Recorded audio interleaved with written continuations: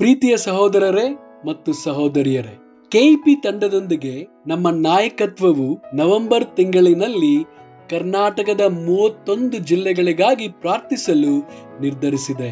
ಪ್ರತಿ ದಿನ ಒಬ್ಬ ಶಿಷ್ಯರು ಆ ಜಿಲ್ಲೆಯಿಂದ ತಮ್ಮ ಜೀವನವನ್ನು ಹಂಚಿಕೊಳ್ಳುತ್ತಾರೆ. ಇಂದು ನಾವು ಕೊಪ್ಪಳ ಜಿಲ್ಲೆಯ ವಿಡಿಯೋವನ್ನು ನೋಡೋಣ. ಹಾಯ್ ಬ್ರದರ್ಸ್ ಅಂಡ್ ಸಿಸ್ಟರ್ಸ್, ನನ್ನ ಹೆಸರು ರವಿ. ನಾನು ಕೊಪ್ಪಳ ಜಿಲ್ಲೆ ಬಗ್ಗೆ ಮಾತಾಡೋದು ತುಂಬ ಸಂತೋಷವಾಗಿದ್ದೀನಿ. ನನ್ನ ಹುಟ್ಟೂರು ಕುಂದಗೋಳು. ನಮ್ಮ ತಂದೆ ಟೈಲ್ಸ್ ಕೆಲಸ ಮಾಡುವುದಕ್ಕೆ ಗದಗೆ ಬಂದರು. ನನ್ನ ತಂದೆ ತಾಯಿ ಸಭೆಗೆ ಬಂದ ಮೇಲೆ ಸಭೆಯಲ್ಲಿರುವಂಥ ಪ್ರೀತಿ ಅರ್ಥ ಆಯಿತು.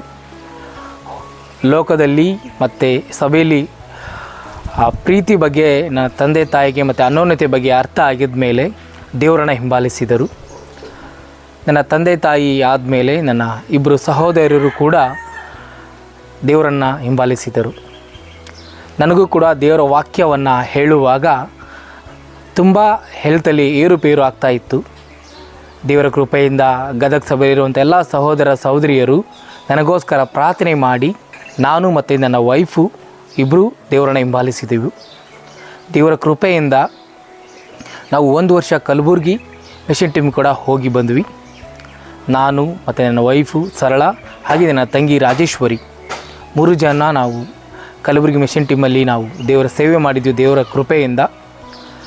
ಇವಾಗ ಗದಗ ಸಭೆಯಲ್ಲಿ ನಾನು ಮತ್ತು ನನ್ನ ವೈಫ್ ಸರಳ ಅವರು ದೇವರ ಕೃಪೆಯಿಂದ ಒಂದು ಸೇವೆ ಮಾಡ್ತಾಯಿದ್ದೀವಿ. ನಾನು ನಿಮ್ಮಲ್ಲಿ ಬೇಡ್ಕೊಳ್ತಾ ಇದ್ದೀನಿ, ಅತಿ ಬೇಗ ಕೊಪ್ಪಳದಲ್ಲಿ ಸಭೆ ಪ್ರಾರಂಭ ಆಗಬೇಕಂತ ನಮಗೋಸ್ಕರ, ಕೊಪ್ಪಳದಲ್ಲಿರುವಂಥ ಜನಕ್ಕೋಸ್ಕರ ನೀವು ಪ್ರತಿ ದಿನನಿತ್ಯ ಪ್ರಾರ್ಥನೆ ಮಾಡಿ. ಆಮೆನ್. ನಾನು ತುಂಬು ಹೃದಯದಿಂದ ನಿಮ್ಮಲ್ಲಿ 3 ವಿಷಯಗಳನ್ನು ಕೇಳಿಕೊಳ್ಳುತ್ತೇನೆ. ಮೊದಲನೇದಾಗಿ, ಉದಾರ ಮನಸ್ಸಿನಿಂದ ಕರ್ನಾಟಕದ ಸ್ಯಾಟಲೈಟ್ ಸಭೆಗಳಿಗೆ ಹಣ ಸಹಾಯ ಮಾಡೋಣ. ಎರಡನೆಯದಾಗಿ, ತಾಯಿ ಸಭೆಯಾಗಿರುವ ನಾವು ತಿಂಗಳಿಗೊಮ್ಮೆ 1ನೇ ಶತಮಾನದ ಭಾನುವಾರದಂದು ತಪ್ಪದೆ ಸ್ಯಾಟಲೈಟ್ ಸಭೆಗಳಿಗೆ ಭೇಟಿ ನೀಡೋಣ. ಮೂರನೆಯದಾಗಿ, ಪ್ರತಿದಿನ ಸ್ಯಾಟಲೈಟ್ ಸಭೆಗಳಿಗಾಗಿ ತಪ್ಪದೆ ಪ್ರಾರ್ಥಿಸೋಣ. ಇದರಿಂದ ಕರ್ನಾಟಕದ ಮಿಷನ್ ಸೇವೆಯು ಮುಂದುವರಿಯಲು ಸಾಧ್ಯವಾಗುತ್ತದೆ. ಧನ್ಯವಾದಗಳು.